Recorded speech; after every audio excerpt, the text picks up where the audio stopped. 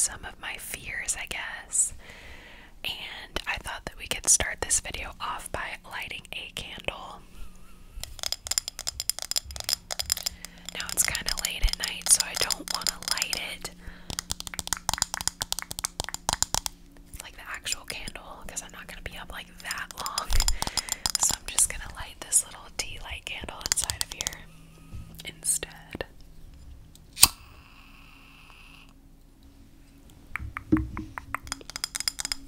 Okay. So, just a little disclaimer, none of these stories are going to involve anything paranormal, so sorry if that disappoints you. I feel like I can't really think of any off the top of my head right now that have to do with that, but I will go ahead and share scary things that have happened to me and like moments that I can think of that kind of made me anxious and things like that.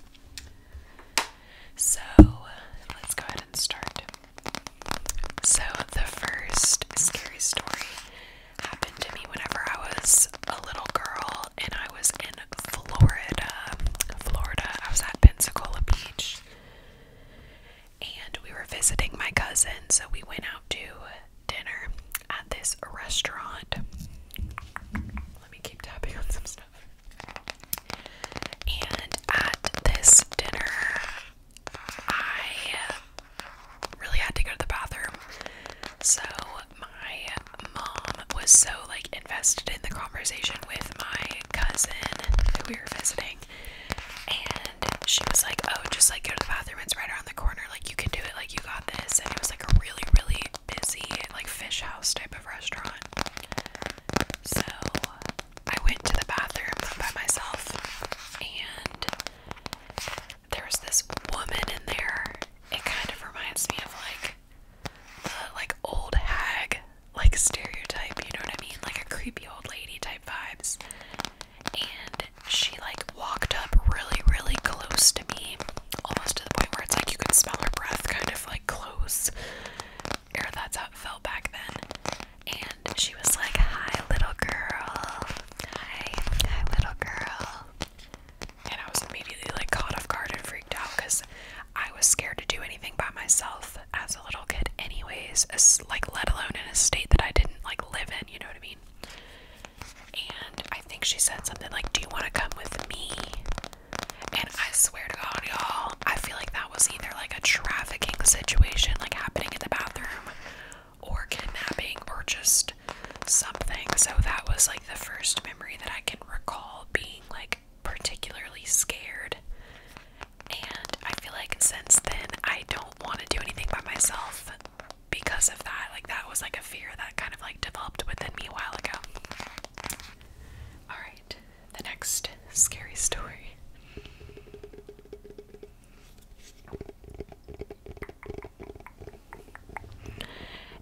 Is in, I think it was like 5th grade. I have sticky notes down here, you guys. Sticky notes. In 5th grade, my classroom, we were learning about, you know, whenever like the police come in, or it's like the firefighters bring the fire truck. Oh, let me put this candle back here.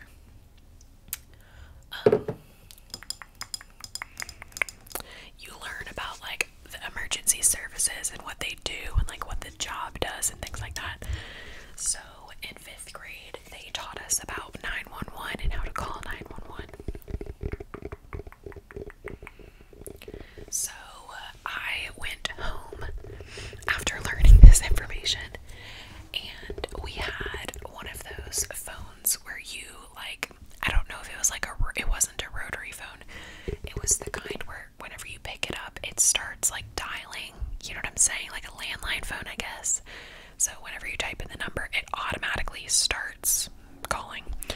So for fun, or I guess to test the theory, I typed in 911, and then I typed in my mom's cell phone number because I was like, oh, it's not actually gonna call it. But y'all know where this story's going. It called 911. So, little backstory, I was like the most shy kid possible. Like, so deathly shy, not okay. And I had a lot of anxiety as a little girl. So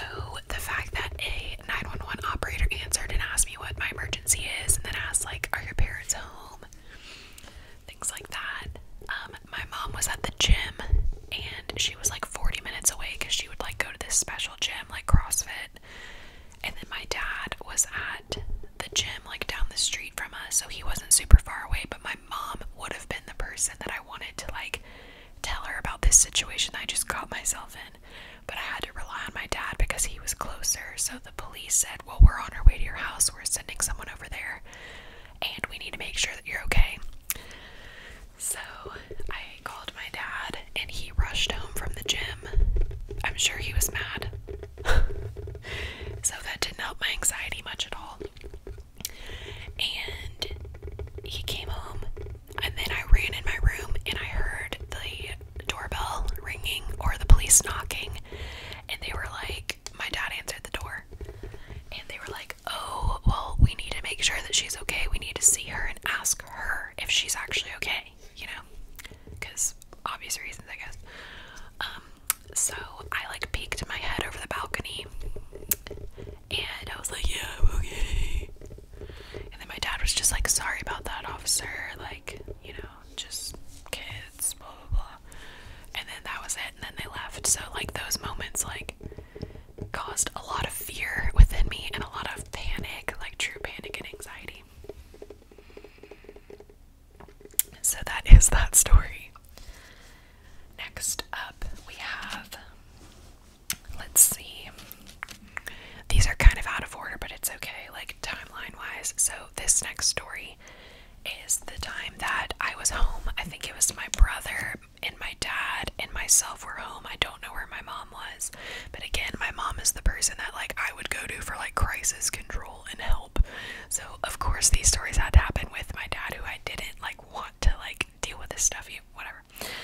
So I woke up, and I don't know that I knew anyone was home at the time, but I started to smell this like really strong like burnt rubber kind of smell, and it felt like a heat wave was like coming out of the basement, and it smelled like burnt rubber. And like I have this extreme fear that like everything's gonna catch on fire, like electrical, like anything, any appliance. I'm very, very much freaked out by that kind of stuff. And I knew, I was like, oh my god, something's gonna catch on fire, oh my god, what do we do, what do we do? And I started screaming like if anyone was home.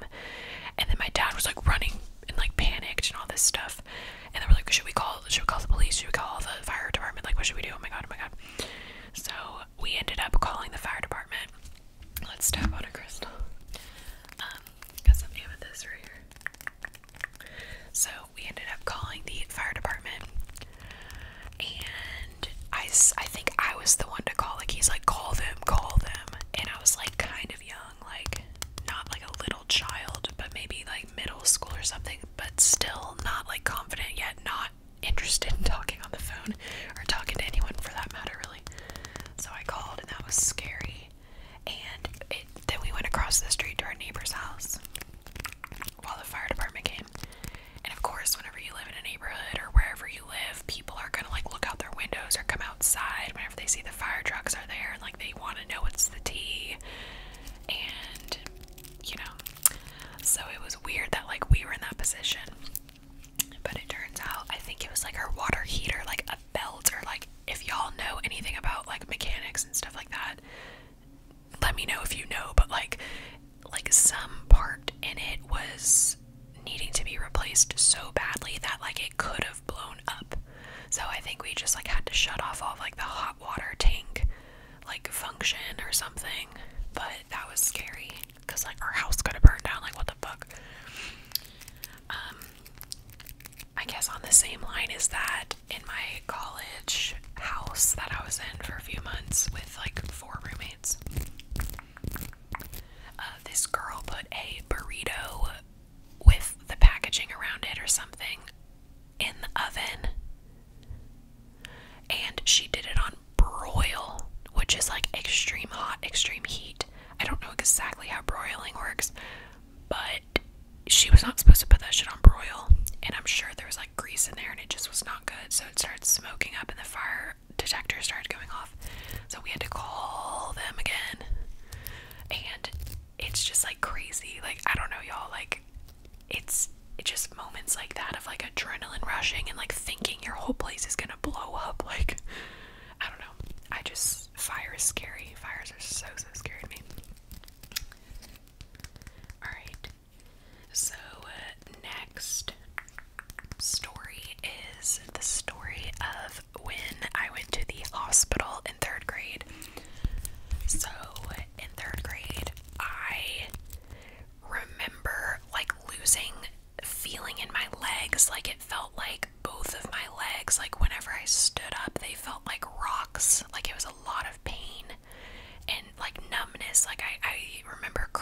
saying like, I can't walk, I can't walk, I can't walk.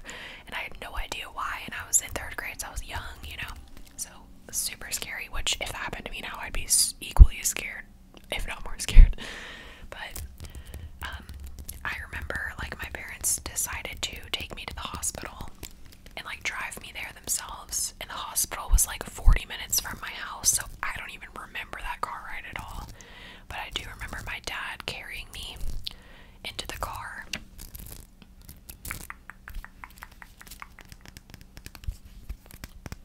And like going to the emergency room and having to get an IV and like all that stuff, and like I hated shots, I hated needles, I would always cry and have a panic attack. So that's another thing that gives me a lot of anxiety, is like shots and like blood and just like things like that. Not seeing blood, but like needles freak me out so much. Which is funny because like I sew, but like, you know what I'm saying, medical needles. I will avoid that at all costs, unless my life actually depends on it.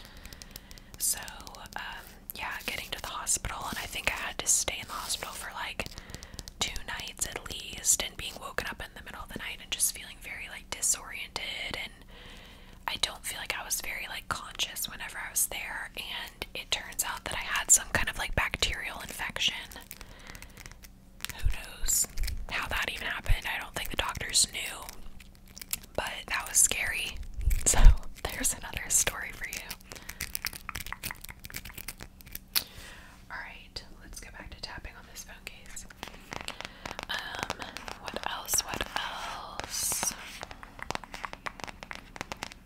Okay, so now I'm gonna talk about a little bit of a darker one, and I have made a video on this in the past if you want to like deep dive it on my channel. But my best friend in college committed suicide, and one of the scariest moments in my life that I remember of like panic was receiving the phone call from one of our mutual best friends that was in her sorority, and she was telling me like, Madison, like Taylor's dead, Taylor died, and like being in shock, obviously,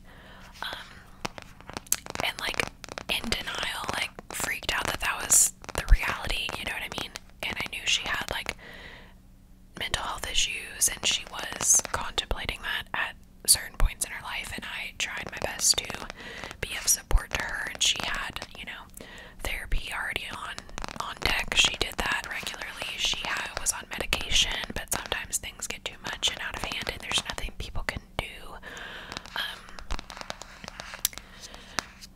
if you don't get the right resources, or if you are just in that much of a panic. But anyways, so that was a scary moment, was like receiving that phone call, and like that whole period in my time in my life of like going to the funeral and like going to the like a cemetery and like having the little ceremony or whatever they do there.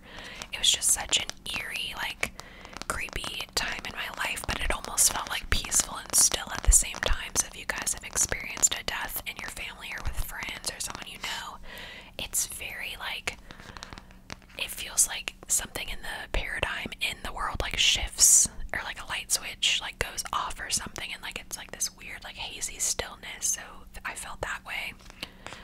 And then going to her funeral and seeing open casket, y'all. Excuse me, that shit's scary too. Yeah, but I did make a video on it if you all want to check that out. Weird thing to plug, but like if you wanted more details and you're curious, I'm not going to go into it that much more here. So the next story, let's do a crystal after that, y'all. Get this energy up. Got some clear quartz, clear quartz, clear quartz, clear, clear, clear. 1, 2, 3, clear.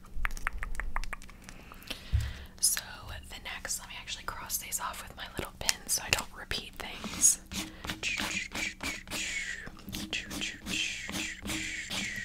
Okay, so the next story is probably a relatable moment for some of you, but have y'all ever almost hit someone with your car? It's obviously not an intentional thing to do, but it was like I pulled up to this light, obviously, and there's a crosswalk, and you know, whenever like you're gonna turn right, and then someone is going to turn left, but they are pulled up like too much ahead of you, so you can't see anything. So I was like just about to go, but apparently there was someone walking on the crosswalk like right there, and I didn't see, and like I was legit this close, y'all, to hitting this poor person. So that was obviously scary, and in those moments I'm always just like, oh my god, like thank god that I didn't actually hit them. Like something above me really got me here, because it could have been really, really bad. So that's that one. Now the next one is more like a deep-rooted fear, and it has to do with people throwing up. So if y'all don't want to hear about that, maybe I'll put a timestamp on the screen or something if you like want to skip past it, because I understand this is my biggest trigger in life, my literal biggest fear. If you don't know anything about me, this is my fear. So in kindergarten, like someone throwing up on the keyboard. The fuck? Then someone like throwing up on the table, and like me remembering, like, are you guys like this too? Do you guys have trauma like this too? Like, it would really help me feel like less ridiculous, because I'm almost 23 and this is still my biggest fear.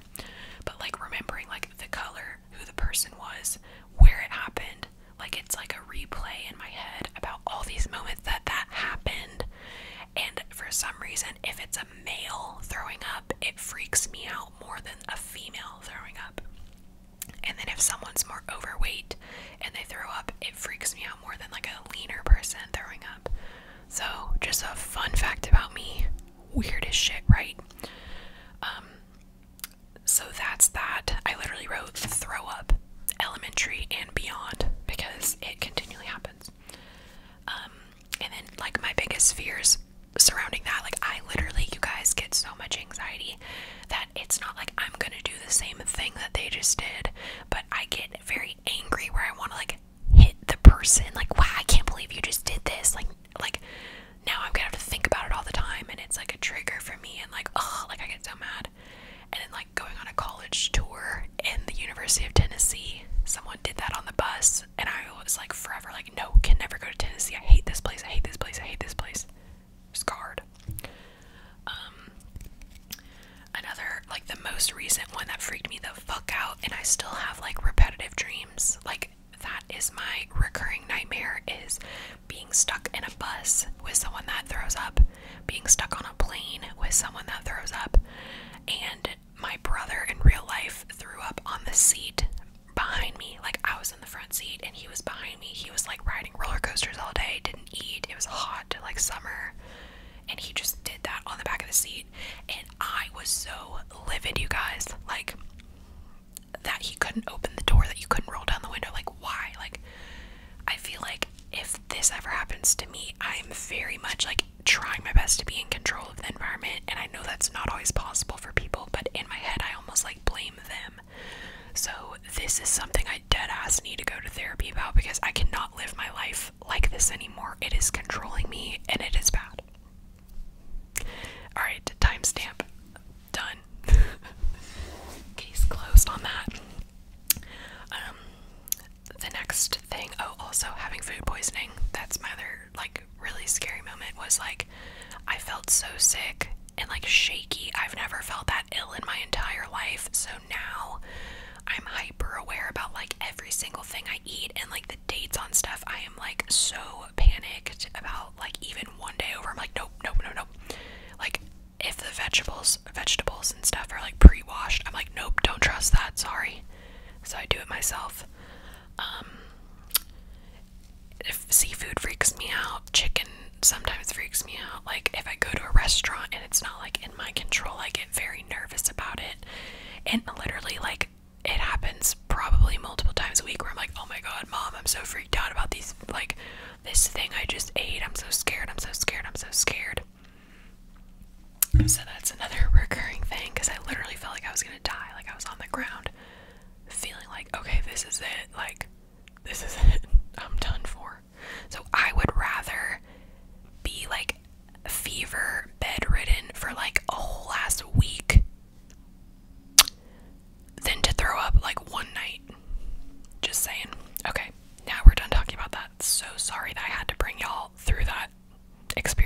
this is what I live with, and I thought that I would let you know about this crazy fear. So the next one, let's cross it out. Let's cross it out. I can't. Okay. So the next story about moments of panic and fear is whenever I would get in trouble with my teachers. Yikes. What did I do? What did I do?